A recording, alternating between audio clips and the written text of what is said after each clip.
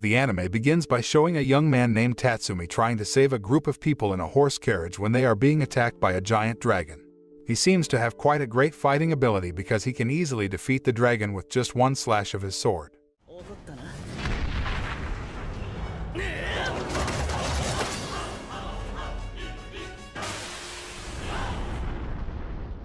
The two men who boarded the horse carriage then got off and thanked him for saving them. Tatsumi informs that he is going to the capital in hopes of raising money for his impoverished village. Seeing his innocence, the two men advised him to be careful of the humans in the capital, who had even more cruel personalities than the monsters that Tatsumi had just defeated. Not long after, Tatsumi finally arrived in the capital and immediately enlisted as a mercenary. With his abilities as a swordsman, he could actually enlist as a royal soldier. However, because he was arrogant, he didn't even get any work and was expelled. Shortly afterwards, Tatsumi meets a woman who says she will help him get the job he wants. However, she asked him to treat her to a bar first, and he agreed. She said he should at least have acquaintances or a lot of money if he wanted to register as a royal soldier. Hearing this, Tatsumi took out a bag of money while boasting that he got the money from his hard work catching monsters on the way to the capital. After that, she took his money and told him that with that much money, Tatsumi would immediately become a commander. However, the innocent Tatsumi did not realize that he had been tricked by the woman until a bar waiter told him he had been tricked. Because he had no money, Tatsumi was forced to sleep on the side of the road, but he was soon invited by a rich girl named Arya to stay at her mansion. Arya and her family treat Tatsumi very well, and they ask him to tell her the reason for going to the capital.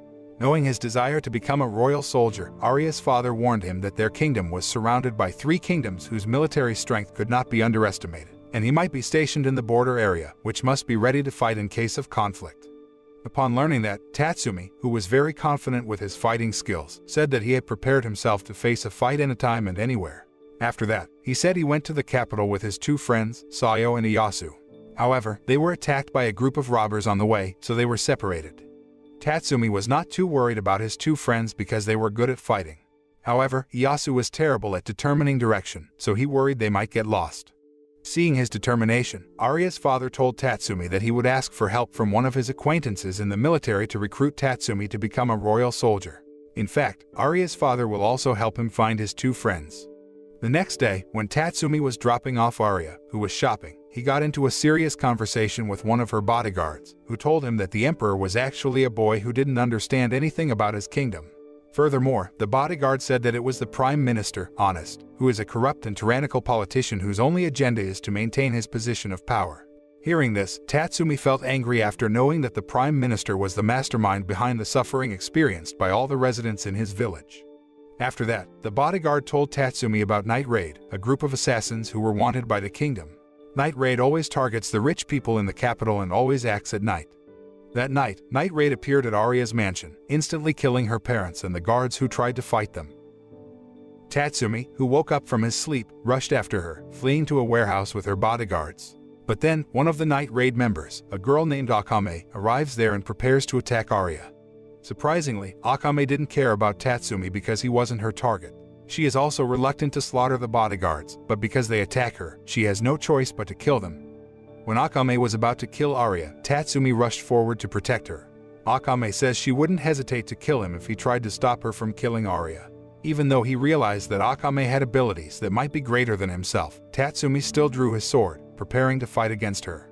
Soon afterwards, Tatsumi and Akame engaged in a fierce battle until she managed to corner him. When Akame was about to kill him, suddenly, a woman who was also a member of Night Raid appeared. Her name was Leone, and she saved him because she turned out to be the person who deceived Tatsumi and took all his money when they were on a bar. Afterwards, Leone tells Tatsumi about the truth behind Arya's family, where they usually target immigrants from the village who are usually still as innocent as him. Arya and her family would invite the newcomers to stay in their homes and treat them very well at first. But after that, they would be tortured to death.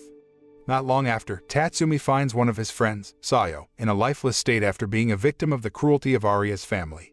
Arya argued that she didn't know about the torture at all. However, Tatsumi's friend, Iyasu, is also locked up there and tells him that Arya is the one who killed Sayo. Ultimately, Arya shows her true nature, who likes to torture people from the countryside. She boasts that she comes from a rich family, so she's free to do whatever she wants. Hearing that, Akame immediately prepares to kill her, but she is blocked by Tatsumi, who then draws his sword and kills Arya by slicing her in the stomach. After that, Tatsumi rushed to free Iyasu. However, Akame informs that Iyasu has been poisoned by Arya's mother and cannot be saved. Iyasu smiles when he sees Tatsumi kill Arya, and in his dying moments, he tells Tatsumi of how Sayo resisted until the very end. After killing Arya and her family, Akame and Leone prepare to return to their secret base. But then, Leone drags Tatsumi to come with them and decides that starting tonight, he will be a part of the night raid, and the other members don't seem to mind that.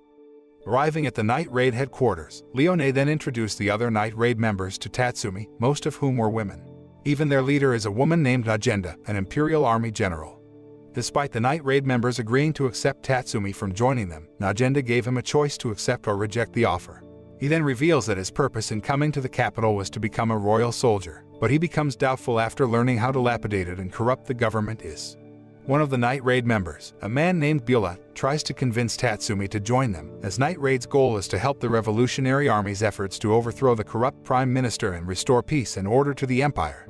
Upon hearing that, Tatsumi eventually accepts to join the night raid and slowly begins to accept his new life, while still grieving over the loss of his friend. Agenda then asked Akame to train and guide him. Turned out, instead of guide him, she often asked him to do housework. One day, Leone tells about two men named Gamal and Ogre, who will be their next assassination target. Gamal is an oil trader who bribes, and Ogre, an imperial police officer, to make his business going well. She said that killing Gamal was easy enough, but that wasn't the case with Ogre, who was always surrounded by many of his men and had pretty great fighting skills.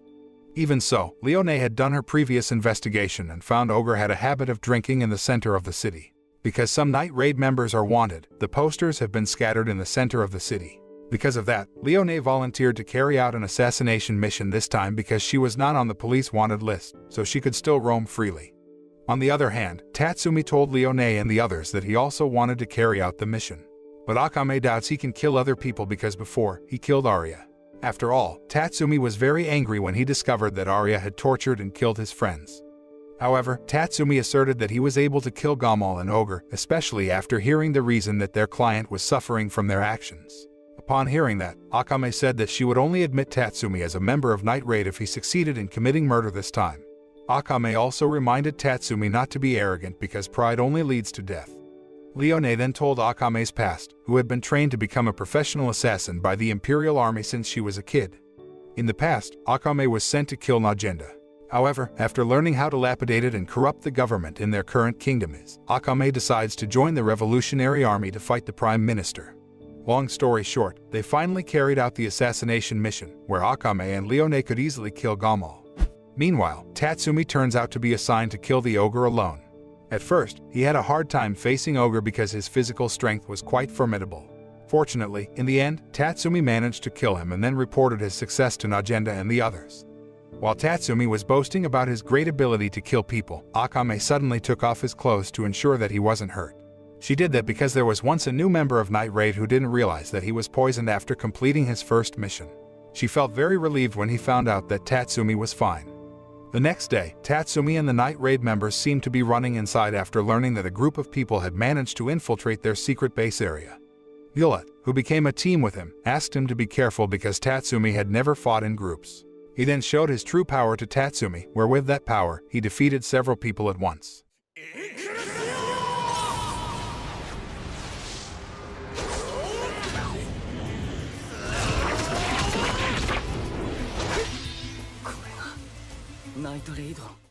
The other Night Raid members look very serious in the fight against the intruders. Even Lubbock, who has a reputation as a playboy, shows his seriousness when fighting against his enemy, who is a beautiful woman. Ultimately, Tatsumi and the remaining Night Raid members manage to kill all the intruders. A few days later, Agenda pairs Tatsumi with one of the Night Raid members, a girl named Mine, to go to the capital. Mine, who is not included on the wanted list of the royal police, can roam freely in the capital and even spends her time shopping. At the same time, Tatsumi noticed that the residents there look gloomy and frustrated. Mine tells that only the rich can live in prosperity, while the poor are always oppressed and treated arbitrarily. Not only that, but if they put up a fight against the Prime Minister and his henchmen, they would be publicly executed. Meanwhile, at the palace, the Emperor, who was still very young, sentenced a minister to death for treason. The Emperor imposed the sentence at the instigation of the Prime Minister because he was an official who was very concerned about the welfare of the people, and opposed all the policies of the Prime Minister and his henchmen, who were hungry for power and only wanted to enrich themselves. Night Raid then gets a mission to kill an official who is one of the henchmen of the Prime Minister. Mine, who is a sniper, can easily kill her target, even when the target is in a crowd of people.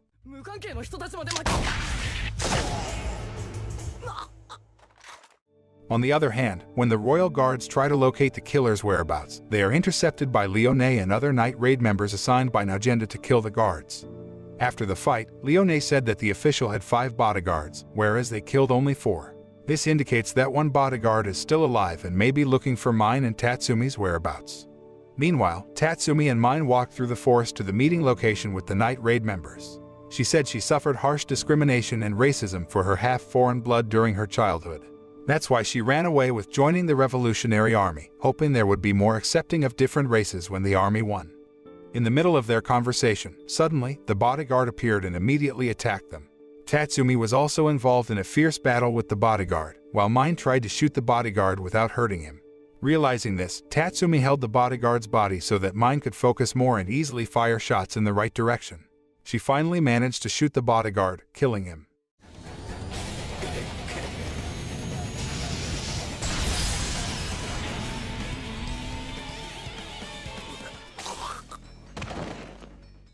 Unfortunately, the bullet almost hit Tatsumi's head, so he was angry at Mine.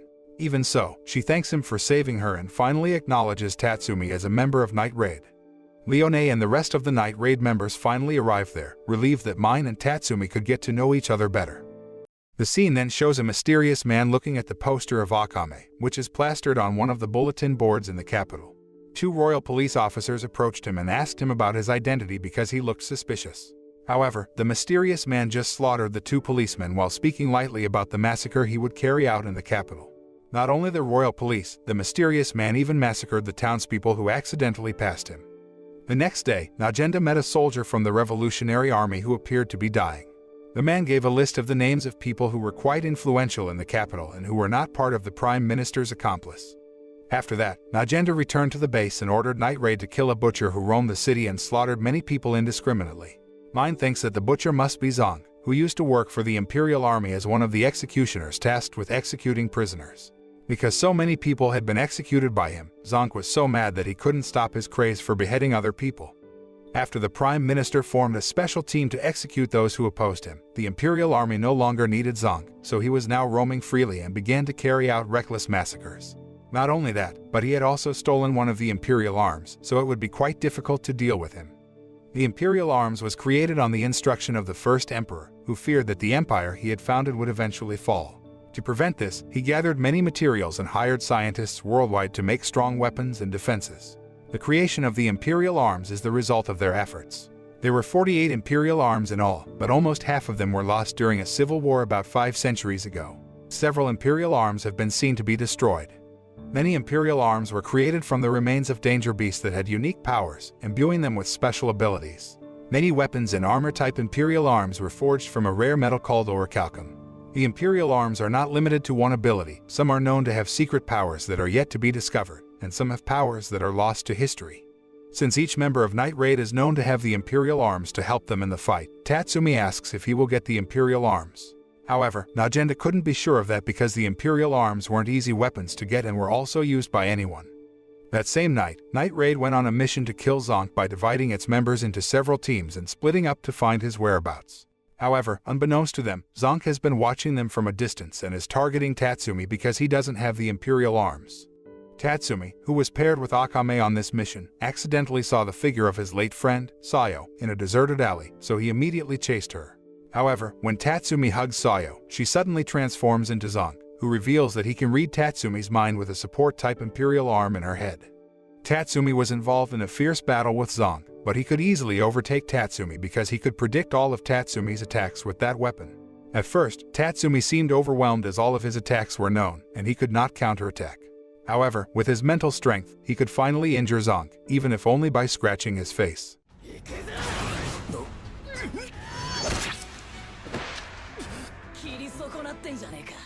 At the same time, Akame arrives and praises him for fighting Zonk quite well. Zonk, who finally met Akame, asked if she had always heard the screams of the people he had killed. Apparently, Zonk had lost his mind because he always heard the voices of the people he had killed in his head, which tormented him. The duel between the 2 most sadistic assassins was fierce enough, so he decided to use his Imperial Arm to defeat her. Zonk then creates an illusion about a girl named Kurome, who becomes the person Akame loves the most. He thought Akame would be caught off guard by seeing Kurome's figure. However, she attacked Kurome's figure, who was none other than Zonk, and said that she loved Kurome, so she wanted to kill her immediately. After that, Akame decapitated Zonk with her imperial arm, the Murasama sword, and ended his suffering. After completing the mission, Tatsumi then asked Akame about Kurome. However, she said nothing and promised to tell him about Kurome one day. Sometime later, Najenda asked Seilei to physically train Tatsumi by swimming while wearing a suit of armor.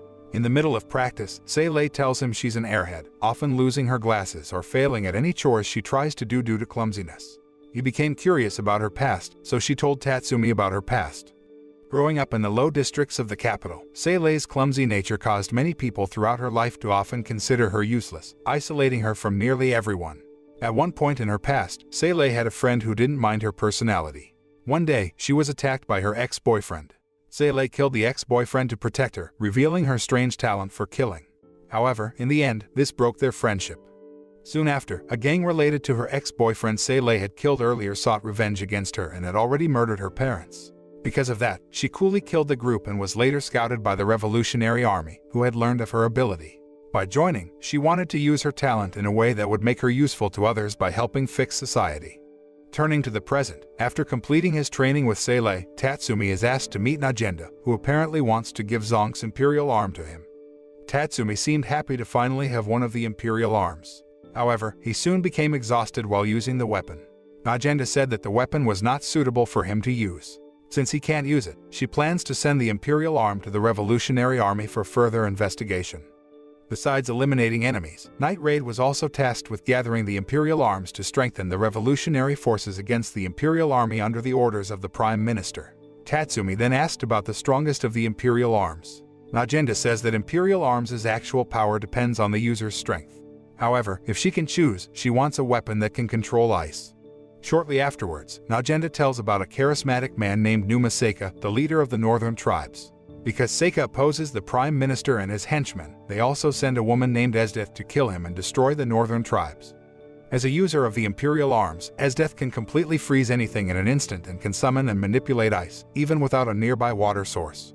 Not only that, but Esdeath was also rendered completely immune to harm from any temperature. She can easily defeat Seika and his troops, even make him her pet and command her army to destroy the northern tribes.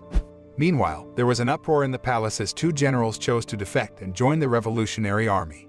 Even so, the Prime Minister didn't seem to think too much about it because he was more concerned about Night Raid's actions that had killed his minions. Because of that, the Prime Minister ordered Esdeath to return to the capital as soon as possible. On the other hand, Leone took Tatsumi for a walk in the market, where she was quite famous among the merchants there. But then, a group of people came after Leone to collect the debt from her, so Tatsumi became separated from her. While looking for Leone, Tatsumi accidentally meets a girl named Seiryu, who is part of the Imperial Police. Seiryu has the Imperial arm in the form of a dog which she names Koro. Soon afterwards, Seiryu escorted Tatsumi to where he and Leone first came and then said goodbye to him. Seiryu was on a mission to capture the Night Raid members because they had killed her commander, Ogre, whom she had considered her mentor. Turned out, Seiryu didn't seem to know that Tatsumi had killed the Ogre. Not long after, Tatsumi and Leone were seen in a district known as a nightlife center. They were assigned to kill a nightclub manager who often ordered female workers to take drugs and did not hesitate to kill those addicted to drugs. She really hates people who always exploit women for personal gain. Because of that, the female killer immediately took action to kill them all.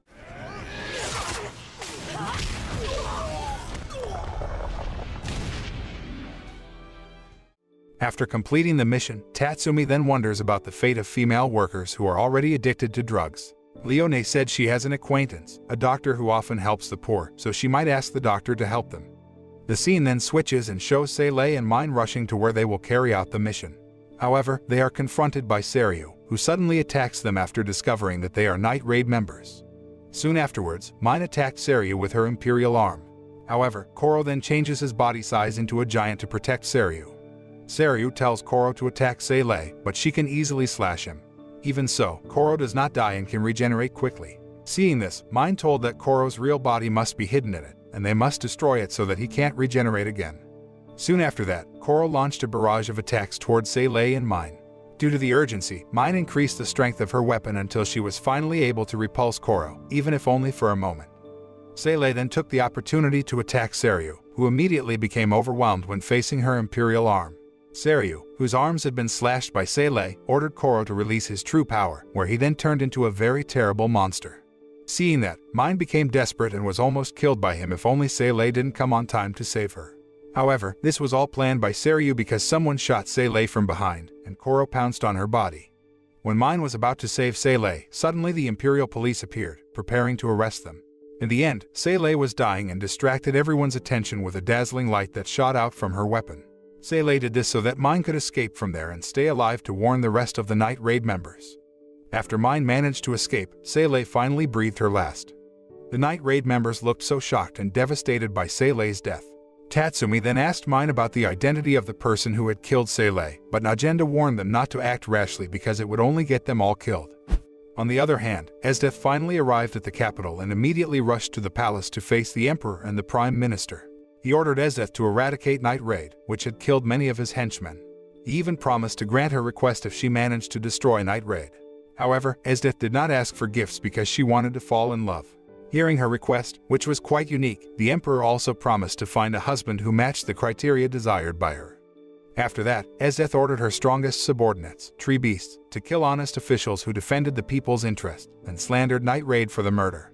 On the other hand, Najenda, who already knew that the slander was a trap to lure the Night Raid members out of hiding, then divided the Night Raid members into two teams to protect the people's defense officials because their safety was far more important. At the same time, Leone will be in charge of spying on Esdeath. Tatsumi, paired with Bulette on this mission, seems impressed by his imperial arm, demon armor and Curcio, which can make Bulette invisible. He tells Tatsumi about his past, where he used to be a soldier of the Empire. He later betrayed the Empire when his superior, General Liver, was framed for not giving in to the Prime Minister's agenda. Bulette became disgusted with the Empire that cared more for bribes than merit, regardless of how hard he worked. After leaving the Empire, he joined the Revolutionary Army and eventually its subsidiary, Night Raid. Meanwhile, Leone, who was spying on Esdeath, intended to attack her because she was alone. However, Leone finally chose to follow her intuition, which said it was all a trap. She finally rushed away from there. On the other hand, it turns out that Esdeath already knows that Leone is spying on her, so she purposely lets herself unaccompanied to trap Leone. Unfortunately, the plan failed because Leone chose to follow her instincts. Elsewhere, Tatsumi and Bulette, who is on a mission on a sailing ship, are surprised by the appearance of one of Esdeath's subordinates named Daidara, who then attacks Tatsumi with his imperial arm. He was able to easily beat Tatsumi until finally Bulette arrived there and said that he was the one who would defeat Daidara. When Bulette activated his imperial arm, suddenly, two other Esdeath's men appeared and immediately attacked him. However, he managed to repulse the two and then killed Daidara. The battle didn't stop there because one of Esdeath's men apparently was the General Liver that Bulette had previously told Tatsumi. In fact, Liver used to be a good general who fought and achieved much for his country and was upright, as he didn't give in to the bribes of the Prime Minister. However, after Esdeath offered him an opportunity to work under her, Liver became immensely loyal to her and followed her orders, no matter what, even if it cost him his life. After becoming one of her subordinates, Liver earns his imperial arm, given to him by Esdeath. Bulette was also involved in a fierce battle against his former superior, while Tatsumi faced one of Esdeath's men named Niao, who fought without the imperial arm, just like himself.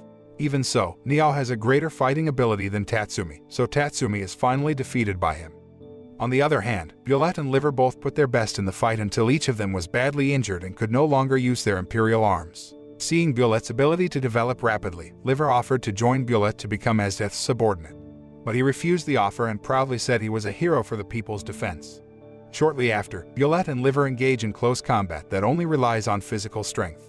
However, the two of them used to be formidable warriors, so the duel was very fierce. Liver then injects poison into his body, making his blood contain poison, and then uses the blood sword technique to defeat Bulette.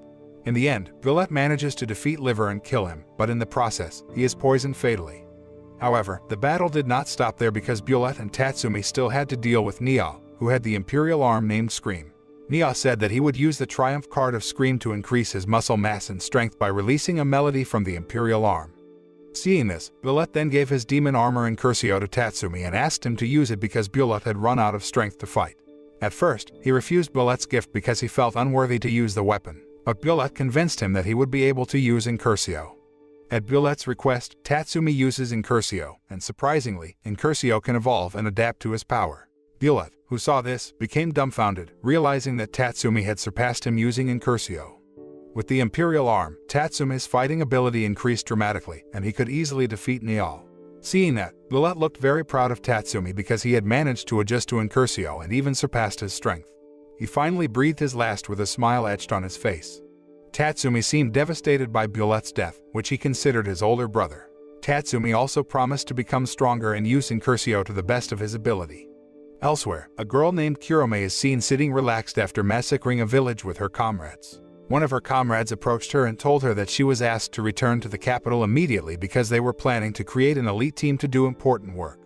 A young man named Wave is seen entering a room after receiving an invitation from the palace.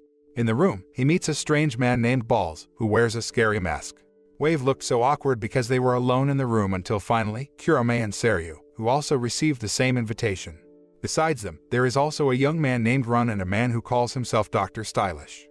After that, Esdeath, who will serve as their leader, arrives in the capital and immediately tests her new subordinates' fighting abilities. She seems satisfied with their abilities and then tells them that from now on, they will join an elite team called the Jaegers, where she will act as captain and Run as the strategist and second in command. The appearance of the Jaegers as an elite team that curbs the criminal activity in the capital at the best of the Emperor caught the attention of Knight Ray, especially since they were led by Esdeath, who turned out to be Najenda's partner when she was still in the Imperial Army. Esdeath was not an opponent to be underestimated. If her subordinates are known to be very cruel, then she can certainly have a much more violent and cruel personality. Even she often commits murder just for the sake of pleasure. On the other hand, Lubbock informs Tatsumi that Esdeath will hold a martial arts tournament with large prize money. He suggests that Tatsumi enter the tournament and win it to send money to his family in the village. The next day, Tatsumi participated in the tournament and faced an opponent of large stature. Tatsumi, who had now become much tougher, could easily defeat the big man. However, unexpectedly, Esdeath, who saw his fight, fell in love with him and took him away with her. Lubbock and Leone, who saw this, looked so dumbfounded and couldn't do anything to help Tatsumi because they didn't want their disguises to be exposed. They also rushed to report what had just happened to Akame, who was currently acting as the leader. Besides that, Najenda had to go to the revolutionary troops in the border region to hand over the imperial arms they had managed to gather. Akame immediately devised a plan to move their secret base and save Tatsumi, who is now held captive at the Jaegers' headquarters. On the other hand, Tatsumi, who was invited by Esdeath to monitor the members of the Jaegers who were massacring a group of bandits, looked surprised when he saw Seryu, a member of the Jaegers. Tatsumi wanted to avenge Seilei's death on Seryu, but he couldn't act rashly by revealing his true identity as a member of Knight Raid. After that, he meets Kurome, who is very similar to Akame. Soon afterwards, Tatsumi asked about their relationship, and Kurome revealed that Akame was her sister. However, because Akame had betrayed the Empire, Kurome became very ambitious to kill her. Esdeath then informs them that they will be hunting beasts in Fake Mountain. She actually just wanted to show her power in front of Tatsumi. The following day, Esdeath assigns Tatsumi and Wave to the west part of the mountains, tasking them to take out a group of tree beasts. Fortunately, they manage to defeat the tree beasts, and when Wave is caught off guard, Tatsumi uses Incursio to escape into a forest. However, Wave immediately noticed it and instead attacked Tatsumi for knowing that the Incursio's user was a member of Knight Raid, even though he did not realize that Tatsumi was the one who used Incursio. Wave then uses his Imperial Arms, Grand Chariot, to attack Tatsumi. Even though Wave was a member of the Jaegers, who were enemies of Knight Raid, Tatsumi refused to fight him and dodged every his attacks. After Tatsumi manages to swiftly run away from Wave, he encounters a beast. Fortunately, Akame arrives and kills the beast, while Lubbock takes Tatsumi and Akame back into the mountains. At the palace, Esdeath punishes Wave for allowing Tatsumi to escape, yet she is still determined to get him back. Elsewhere, Dr. Stylish, who had suspected Tatsumi from the start, was secretly tracking his tracks and managed to find the secret headquarters of Knight Raid. With the help of Team Stylish, a group of modified humans, which is the result of his experiments, Dr. Stylish then launched an attack on the secret headquarters of Knight Raid. Tatsumi, Lubbock, and Akame are also involved in a fierce battle with Team Stylish, whose fighting abilities cannot be underestimated because they have been modified in such a way by Dr. Stylish so that it becomes much tougher than before. As the scientist, Dr. Stylish had performed experiments on countless individuals, most of whom were former criminals who received a lighter sentence in exchange for participating. He gave them special abilities that allowed them to do tasks no ordinary human could. Tatsumi looks overwhelmed by one of the Team Stylish members named Kaku, who uses Seilei's Imperial Arm. But then, Mine arrived there still wearing her night dress and then fired shots at Kaku, killing him. After that, she took Seilei's weapon and then cried because she remembered her beloved friend. At the same time, Akame and Lubbock beat the other Team Stylish members. However, the battle didn't end there because the number of Team Stylish members was far more than Night Raid had expected. During the fight, Najenda, who had just returned from her trip, arrived there riding Manta Water, a species of Manta Ray-like beast. Seeing this, Dr. Stylish spreads poison, paralyzing all Night Raid members except Tatsumi because he uses armor. Najenda, who saw that her comrades had been dropped, ordered a new Night Raid member named Susanoo to help Tatsumi face Team Stylish. Susanoo has a great fighting ability and can easily defeat Team Stylish, but Dr. Stylish then detonates his minions and causes great damage to Susanoo's body. However, after miraculously healing, Susanoo is revealed to be a humanoid Imperial arm. Realizing that poison will not work on Susanoo, Dr. Stylish attempted to escape but was intercepted. Left with no choice, Stylish resorted to his second trump card, injecting himself with a serum that changed him into a huge danger beast while also absorbing the last of his own troops to further increase his power. Susanoo immediately became overwhelmed with Dr. Stylish, whose strength increased. Akame, who has not fully recovered, asks Tatsumi to carry her so she can help defeat Dr. Stylish. On the other hand, Mine also helps them by performing an attack from above the Manta Water, which can make Dr. Stylish fall. Tatsumi and Akame also took the opportunity to slash him and finally managed to beat him. After the attack incident, Najenda then took the Night Raid members to a highland area which would be the location of their new headquarters. Besides that, she also introduced two new members of Night Raid, namely Susanoo, the Imperial arm in human form, and a girl named Chelsea, who has the Imperial arm named Gaia Foundation that allows her to change her appearance at will. While Chelsea's Imperial arm is a support type, Najenda stated that Chelsea had gotten as many jobs and assassinations as Akame, suggesting that she was quite skilled in combat or assassination. Meanwhile, at the Jaeger's headquarters, Esdeath concludes that Dr. Stylish had been killed by Night Raid because he had just disappeared. Upon learning that, Seiryu became very angry and even angrier with Night Raid for killing the two most valuable men in her life, namely Ogre, her mentor, and Dr. Stylish. Sometime later, the Night Raid members began training to increase their respective strengths because the enemy they were about to face would be far more terrifying than before. Tatsumi and Leone are seen training together by battling monsters, where Leone becomes impressed by his ability to match his powers with Incursio, just as Bulette did. While Leone is more focused on increasing her physical strength as much as possible because she does not want to use her Imperial arm. Elsewhere, a herd of monsters carried out an attack on some of the villagers. The incident quickly spread to the palace, where the Prime Minister ordered Esdeath and the Jaegers to destroy the swarm of monsters. However, he asked Esdeath to bring some monsters alive for further investigation. She immediately gathered the members of the Jaegers to plan and carry out the mission. Not long after, the Jaegers arrived just as the herd of monsters was about to attack several people riding in the horse carriage. All swiftly rescued the people in the carriage, while Esdeath used her Imperial arm to free several monsters alive and handed them over to the Prime Minister. After completing the mission, Balls told Wave and the others that he was not a good person and once burned a village because all its inhabitants had contracted a deadly infectious disease. Balls has also executed convicts on death row by burning them, and he did all that by order of the kingdom. Wave said Balls was only doing his job and not merely enjoying hurting or killing other people. Balls is very grateful that Wave sees him as a good person and that other people think that way about him besides his wife and daughter. On the other hand, Night Raid also reported continuing monster attacks, even though the Jaegers and the Imperial Army had intervened. Agenda predicts that the number of monsters will increase so that the Jaegers and the Imperial Army are so overwhelmed that they must act immediately for the safety of everyone. Chelsea seemed to question this because, according to her, eradicating monsters was not Night Raid's job. But Tatsumi then emphasized that Night Raid's job was to protect the residents from all threats, including attacks by monsters. Chelsea actually said that because she worries about her comrades' safety. At the same time, Run meets Esdeath and tells her about the research results on monsters that were once humans. Run assumed the monsters resulted from Dr. Stylish because they appeared after he disappeared. Run estimated that the monsters might have escaped from Dr. Stylish lab. However, Esdeath concluded that the monsters were not the result of Dr. Stylish but rather someone else who purposely let go of the swarm of monsters for some reason.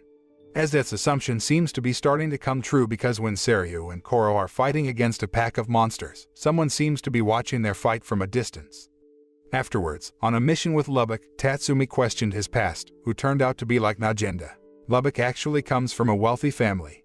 However, after seeing her for the first time, he immediately fell in love with her and decided to join the Imperial Army so that he could always be by her side.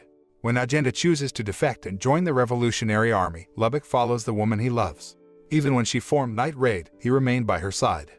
During their conversation, Tatsumi began noticing that the mountainous area they were exploring looked suspicious. Because of that, he took the initiative to check the top of the mountain to monitor the overall situation. However, how surprised he was when he accidentally met Esdeath, also on patrol around there. Not long after, a swarm of monsters suddenly appeared and immediately attacked them. Tatsumi was about to take the opportunity to escape, but Esdeath could easily overthrow the monsters with just one hit. Not wanting his identity as a member of Night Raid to be discovered by Esdeath, Tatsumi reasoned that he was testing his abilities by fighting against monsters. Meanwhile, Lubbock, still waiting for Tatsumi downstairs, was surprised by the appearance of a man who turned out to be the mastermind behind the monsters' attacks. However, the mysterious man instead heads to the top of the mountain, where he is then confronted by Esdeath and Tatsumi. The mysterious man uses his imperial arm to instantly create a portal that can move them to another place. Tatsumi, now on a tropical island with Esdeath, thinks he is trapped in an illusory world created by the mysterious man. However, she denied it because everything looked real, like the two giant monsters that suddenly attacked them. In the fight against the monsters, Tatsumi finally finds out how terrible the power possessed by Esdeath is because she manages to defeat them without any effort. After exploring the island, Esdeath finally realized that the island was connected by a portal created by the mysterious man. They had to wait for the portal to open again and they could return to the capital. While waiting, Tatsumi asked about Esdeath's past, hoping to get important information that he could report to Night Raid. So that she would not suspect, Tatsumi also told about his past as an ordinary young man who came from the countryside and went to the capital to find a job with a sizable income. Surprisingly, Esdeath unhesitatingly told him about her past. Esdeath told him she was from the Partas clan in the northern frontier lands. She said that she was very close with her father, the clan chief, due to her mother's death at the hand of a superclass danger beast. She was a skilled and formidable fighter even at such a young age. Her father told her that in the north, the strong live and the weak die, a creed she kept close to her heart. One day, Esdeath returned from an outing to find her tribe destroyed, with everyone either dead or dying. Her father was mortally wounded and soon passed away in her arms. From that day on, she vowed to herself to become stronger. Later, Esdeath joined the Empire's military, rising through the ranks rapidly. At some point, the Prime Minister allowed her to choose the Imperial arms. She noticed the demon's extract that was chained off from the others. Esdeath felt that it was calling for her and chose it. Instead of drinking one glass, which would have been enough, she drank the whole thing. Turning to the present, Esdeath also plans to subdue a danger beast to bring them back to the capital. Not long after, a spell passed over them, so Esdeath rushed after it. At the same time, the portal suddenly opened, and Tatsumi rushed into the portal to escape from her. After successfully returning to his original place, Tatsumi used his armor and activated invisible mode to hide from Esdeath. On the other hand, Esdeath, who thought that Tatsumi was sent to another place, finally decided to leave that place immediately and felt sure that she would meet him again. Meanwhile, Tatsumi, who saw her departure, said they would meet as enemies at the next meeting and fight each other. The scene then shows Najenda telling about a religious organization called Path of Peace, which will start a rebellion against the Empire. Najenda said the rebellion would open up opportunities for them and the revolutionary forces to attack. The Imperial army would be caught off guard, so they could simultaneously launch attacks from 3 sides. After that, Night Raid will be tasked with killing the Prime Minister during chaos in the capital. However, before the attack, they must first kill a man named Balak. Balak is a spy working for the Prime Minister, posing as a high-ranking individual of the Path of Peace. His goal is to kill the leader of the Path of Peace without revealing his true identity and take his place so that the Empire can manipulate the religious organization for its own purposes. Furthermore, Najenda said that the Jaegers had now been appointed as the personal bodyguards of the Prime Minister, which would complicate their mission to assassinate him. She then insists that they must be able to lure the Jaegers away from the Prime Minister to make it easier for the revolutionary forces to kill him. Upon learning that, Tatsumi seems indecisive because he doesn't want to kill Wave, who he thinks is a good person. However, for the success of their mission to kill the Prime Minister, who was the mastermind behind all the suffering of the common people, Tatsumi also made up his mind to kill all members of the Jaegers. At the same time, knowing that Night Raid will carry out their mission to carry out a rebellion and kill the Prime Minister, Esdeath then orders the Jaegers to prepare to fight them. She then divided the members of the Jaegers into 2 groups because Najenda had devised a ploy to trick them. Wave, Balls, and Kurome are part of a team Esdeath assigned to the eastern region because they received information that Najenda and some Night Raid members went there. On the way, they were stopped by a large straw doll blocking their way. Meanwhile, Mine has prepared with her Imperial arm, named Pumpkin, at the top of the cliff to kill the 3 of them. She plans to kill Kurome so that Akame doesn't have to feel guilty for killing her younger sister. However, Kurome was able to dodge Mine's shot, and at the same time, Susano appeared from inside the straw doll and immediately attacked them. Surprisingly, Najenda and the rest of the Night Raid members were there to kill the three of them. Even Akame had prepared to fight her younger sister. When she finally faced her sister, Kurome did not hesitate to exert her power by using her imperial arm, Yatsufusa, a long katana with the power to reanimate and control corpses. Kurome and her comrades, who were previously outnumbered, can now match the power of Night Raid after she awakens the corpses of the strongest warriors who are very reliable on the battlefield. On the other hand, Night Raid began to be overwhelmed by Kurome and her corpses. Even Leone lost one of her arms, and Najenda had to intervene to help her comrades in the fight, even though she was unable to maximize her power after suffering severe injuries in her fight against Esdeath in the past. When Leone helped Akame fight against Balls, Tatsumi and the others seemed to have difficulty defeating the corpses that Kurome had resurrected. But then, Chelsea arrives and helps Tatsumi and Mine defeat them. Seeing her corpse dolls one by one being defeated by the Night Raid members, Kurome then summoned a frog monster which then swallowed Mine alive. She said that whoever was swallowed by the frog monster, then their body would be destroyed for sure. Hearing that, Tatsumi prepared to fight Kurome and Najenda and Susano, who had succeeded in defeating their enemy.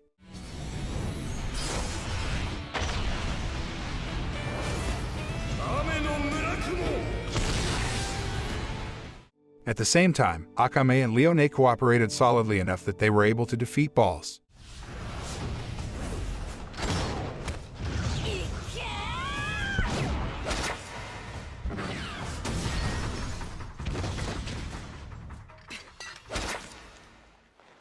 Unexpectedly, Balls activated the weapon on his back, creating a very powerful explosion. Balls and Kurome then took the opportunity to escape because it was impossible for them to defeat the Night Raid, who had managed to turn things around. Balls, who was about to return to the Jaeger's headquarters, accidentally bumped into a little girl who was crying because her leg was injured. Balls, who was really kind, then treated her wound and did not realize that the little girl was actually Chelsea in disguise. Soon after that, she kills Balls. After killing Balls, Chelsea intends to kill Kurome. Upon hearing that, Lubbock warned her not to act rashly and obeyed Najenda to return to base. However, she insisted on carrying out her plan and asked Lubbock to call their comrades for reinforcements. After Lubbock left, Chelsea used her imperial arm to disguise herself as Balls and went looking for Kurome's whereabouts.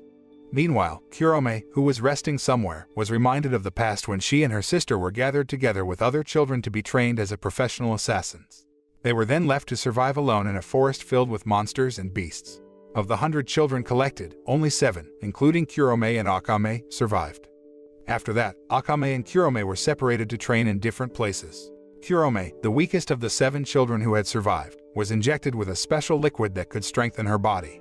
Turning to the present, when the Night Raid members were resting in a cabin in the middle of the woods, Lubbock arrived breathlessly and told them about Chelsea's plans. Meanwhile, Chelsea, disguised as Balls, finally met Kurome, and she did not feel suspicious of Balls at all because Chelsea had learned the speaking style of the members of the Jaegers from Tatsumi who had met them. She then waited for the right opportunity to kill Kurome because, according to Akame, Kurome always took drugs that made her behavior difficult to predict, so they would have a hard time reading her attacks. However, after fighting Kurome, Mine concludes that she is not only affected by drugs but also other things that even Akame doesn't know about. Because of that, Najenda sent Akame and Tatsumi to help Chelsea. At the same time, Kurome, who felt pain due to the effects of the medicine she was taking, collapsed because she could not bear the pain. Chelsea immediately took advantage of the opportunity to stick a needle into her neck.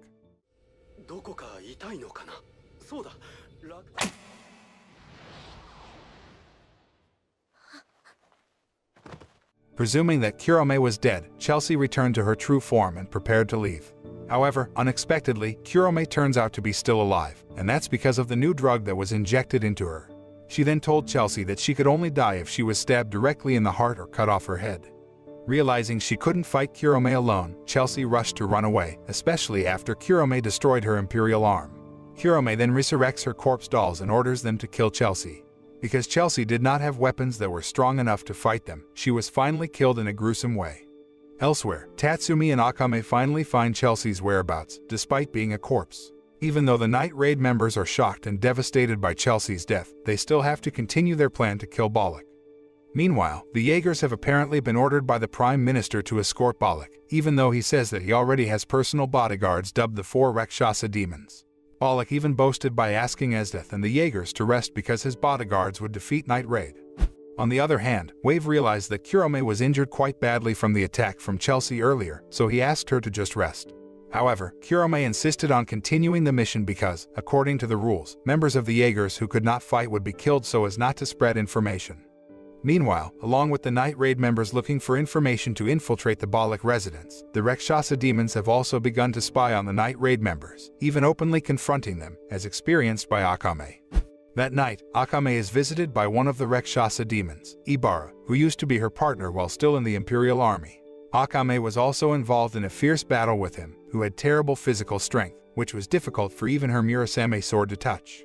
On the other hand, Lubbock can counterbalance the strength of two Rakshasa demons named Sten and Mez at once by using his Imperial arm, Crosstail, which can be used in various ways to attack, defend against, or immobilize opponents.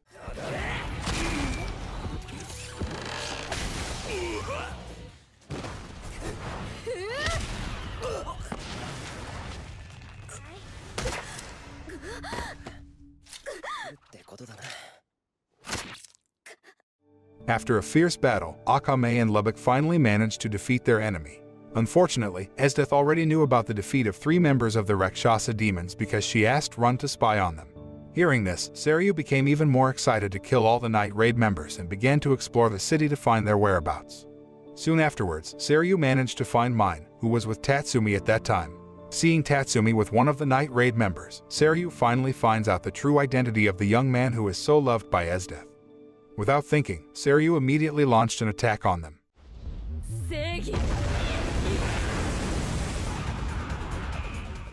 However, Tatsumi acted quickly by using his Imperial arm and taking Mine away.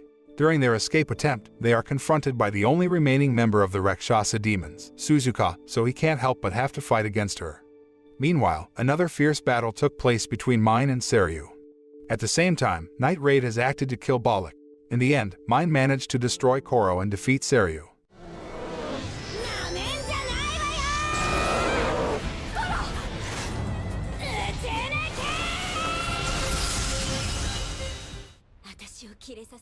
Unfortunately, she activated a time bomb whose detonation would be able to reach Mine, who was unable to escape as soon as possible due to her severe injury. But then, Tatsumi, who had managed to defeat his opponent, arrived just in time to save Mine. Elsewhere, Najenda tells Esdeath that Akame and Lubbock have killed Bollock. At the same time, the Prime Minister looked restless at the palace because the revolutionary troops had started rebellions throughout the country and succeeded in controlling several areas. Even so, a commander-in-chief named Budao didn't seem too worried about it, saying that he would protect the capital. Knowing that the revolutionary army would soon enter the capital, the Prime Minister announced that he had formed an elite team that would protect the capital, where the leader of the elite team was a man named Shura, who was the son of the Prime Minister. Shura turns out to be the mastermind behind the appearance of swarms of monsters and the one who has sent Esdeath and Tatsumi to a tropical island through a portal. Shura assured that he and his team would protect the capital and asked Budao not to worry. But Budao didn't seem to have much faith in Shura's abilities and just walked away. Elsewhere, the Night Raid members, who had been divided into several teams, began to carry out their respective duties. Tatsumi and Lubbock are assigned to infiltrate the palace and join the resistance forces already at the palace to spy on the Prime Minister and his henchmen. After that, they encountered a woman who was part of the resistance, who immediately took them to where the resistance forces were gathering. However, they were shocked when they discovered that the resistance forces had been massacred. It didn't stop there. Suddenly an explosion occurred and almost killed Tatsumi and the others if they didn't dodge immediately. The mastermind behind the massacre and explosion was none other than Shura. Tatsumi finally finds out that he is the mastermind behind the monster's attacks and is furious when he finds out that Shura is doing it just for fun. When Tatsumi was preparing to fight Shura, Budao suddenly appeared and immediately attacked Tatsumi with his thunder, so they were then involved in a fight. On the other hand, Lubbock is about to help Tatsumi but is blocked by Shura, who has the Imperial arm named Shambhala, who can manipulate space, allowing him to teleport people and objects over large distances. Shura turns out to have marked all the places in the palace, making it easier for him to move from place to place, making it difficult for Lubbock to counter his attacks. Even so, Lubbock did not just give up and devised the right strategy to fight Shura. To his liking, having a customizable crosstail proved quite useful for Lubbock, as he only needed to spread the crosstail around him to prevent Shura's attack and trap him. However, when Lubbock almost succeeded in killing Shura, the woman who brought them to the palace turned out to have sided with Shura because her parents were being held hostage by him. The woman then stabbed Lubbock while pleading for her parents to be released. Upon hearing that, Shura laughed and said he had killed her parents long ago and then just killed the woman. Lubbock, furious at this, immediately paralyzed his attack with crosstail, but Shira fought by opening a portal, which then moved them to another place. Suddenly, Lubbock launched the final attack by stabbing Shira's heart with a spear, killing him.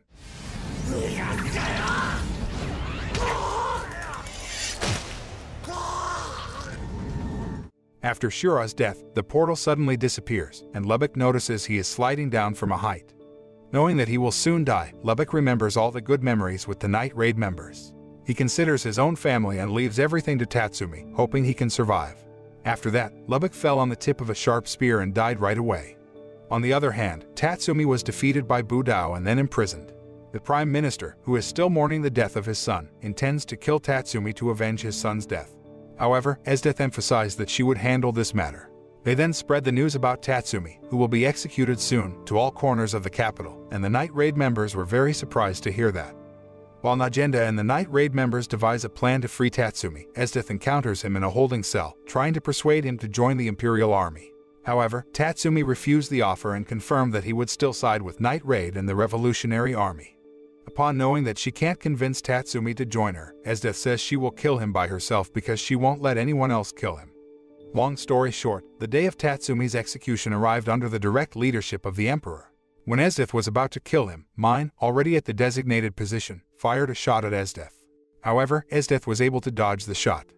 At the same time, Najenda arrived with Leone and Susano and exploded around the arena. Budao, who saw that didn't stay still, immediately launched an attack on them. Shortly afterwards, Mine and Leone team up to take on Budao, while Najenda and Susano fight against Esdeath. Even though they had worked together, they were extremely overwhelmed against Esdeath and Budao, because they both possessed extremely terrifying strength and were hailed as the most formidable generals in the kingdom. Budao can easily take down Mine, Leone, and Esdeath, who forces Najenda and Susano to unite their powers. When Budao prepared to issue his strongest attack, Mine also put all her strength into fighting the commander, until finally, she could win the battle after successfully breaking his attack.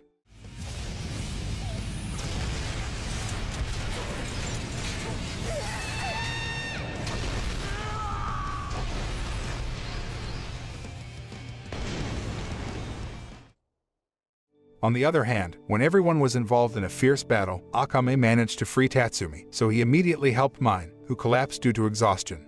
Knowing that Tatsumi has been released, Najenda then orders Night Raid to withdraw.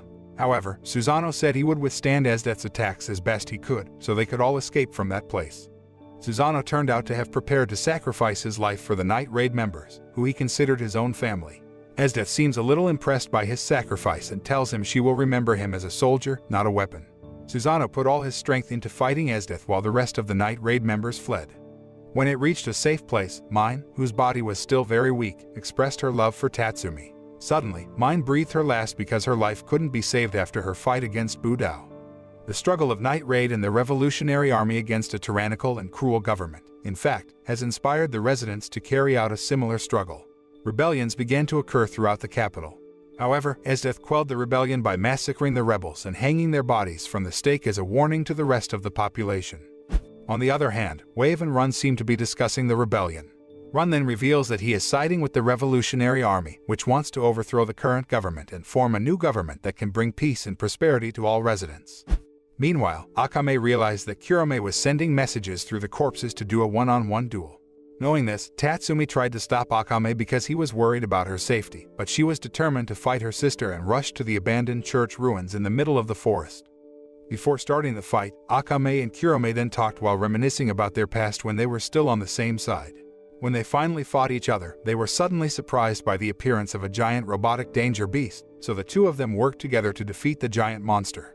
By combining their strengths, they managed to destroy the monster.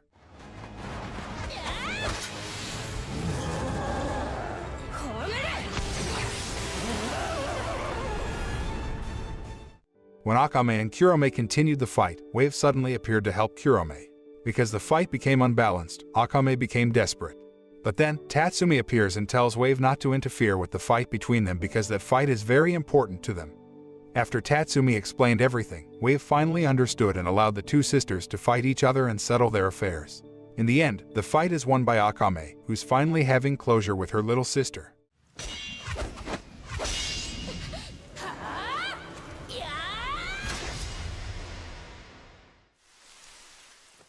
After Wave takes Kurome's body away from there, Akame mourns her sister's death by crying in Tatsumi's arms. Elsewhere, Prime Minister Honest instructs the Emperor to activate the ultimate imperial arms to stop the revolution. Tatsumi, Akame, Leone, and Najenda start their final mission to assassinate the Prime Minister. As they break into the palace, they are confronted by Run, who uses his imperial arms Mastema, a pair of plates on his back that grows wings double as weapons. Leone stays behind to deal with Run while Tatsumi and Akame reach the throne room. Under the Prime Minister's influence, the Emperor activates his imperial arm, Shikautaser, a giant 500-foot-tall robot, and causes destruction in the capital. Tatsumi tries to convince the Emperor to have compassion for the citizens, but the Emperor becomes selfish in his cause to maintain power. Wave joins him in the battle against the Emperor.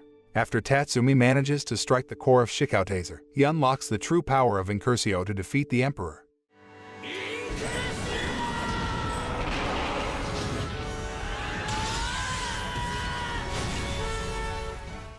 Soon afterwards, Tatsumi, using his last ounce of strength to stop Shikautaser from tumbling towards the citizen, dies in the arms of Akame soon after.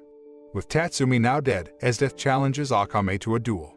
Akame is forced to unleash her trump card by poisoning herself, thereby increasing her physical abilities.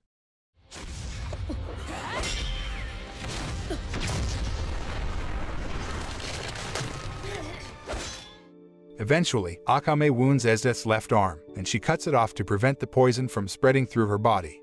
Before Akame initiates the final strike, Esdeath uses her trump card to freeze time, but this does not stop Akame from dealing a fatal blow to her.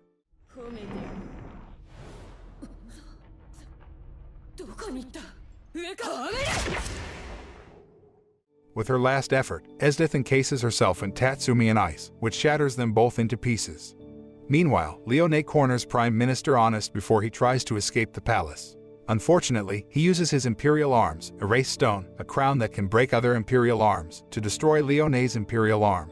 Luckily, Leone manages to kill Prime Minister Honest, even when he shoots at her repeatedly with his gun.